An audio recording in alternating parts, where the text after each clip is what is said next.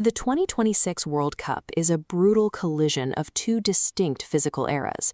On one side, we see an incoming wave of high-velocity youth.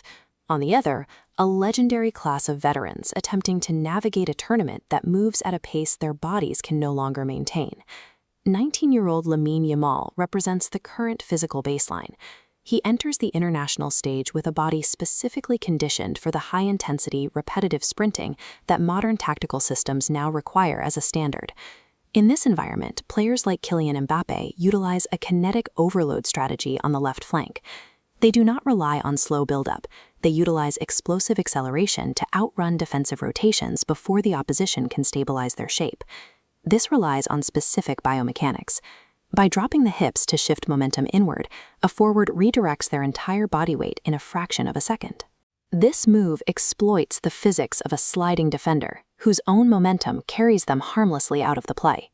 This creates a profound gap in the tournament's economy. When the game demands constant high-velocity bursts, the icons of the previous decade face a deficit. They lack the stamina for 90 minutes of sprinting, yet they are expected to decide the outcome of the match. The solution is a transition towards an economy of motion. For Neymar Jr., this involves moving away from the taxing sprints of the wing to occupy the role of a central number 10. This diagram shows his evolution. Dropping deep, Neymar uses two holding defenders as spatial shields against the incoming red press, buying seconds to scan.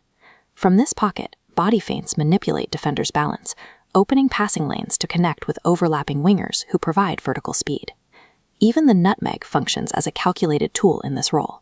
It allows him to break high-pressure lines instantly, using a defender's aggressive stance against them to move the ball forward without a sprint. This shift proves that dictating play is not about generating one's own momentum, but rather about redirecting the momentum of the opponent. Cristiano Ronaldo has undergone a similar refinement, abandoning his identity as a dynamic wide player to operate exclusively as a striker. He stopped covering the wider pitch, concentrating entirely inside the penalty box. This high-density red cluster trades movement volume for positional efficiency. Here, a two-step misdirection forces a defender to commit weight, creating the half-meter of space required to receive a pass in high-traffic areas. His physical output is now reserved for verticality. We see the tense calf muscles exploding upward, generating the height necessary to execute a one-touch volley while the defenders are still grounded.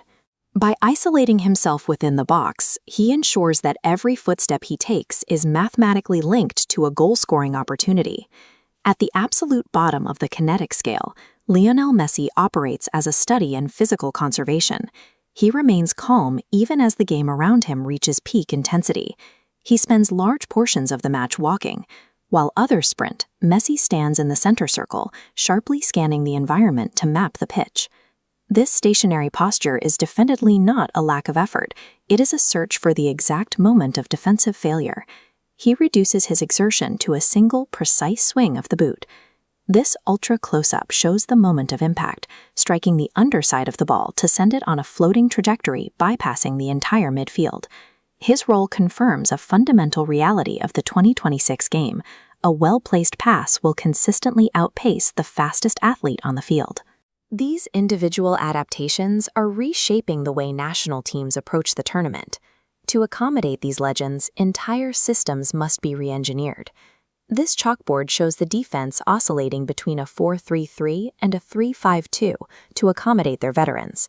The sweeping arrows represent the midfield compressing into a physical buffer. This protects the center, allowing veterans to stay high and conserve energy. The decline in raw speed among this older generation is now a catalyst for tactical change. It forces the 2026 game into a specialized environment, where success is determined by positional discipline and the intelligent application of force.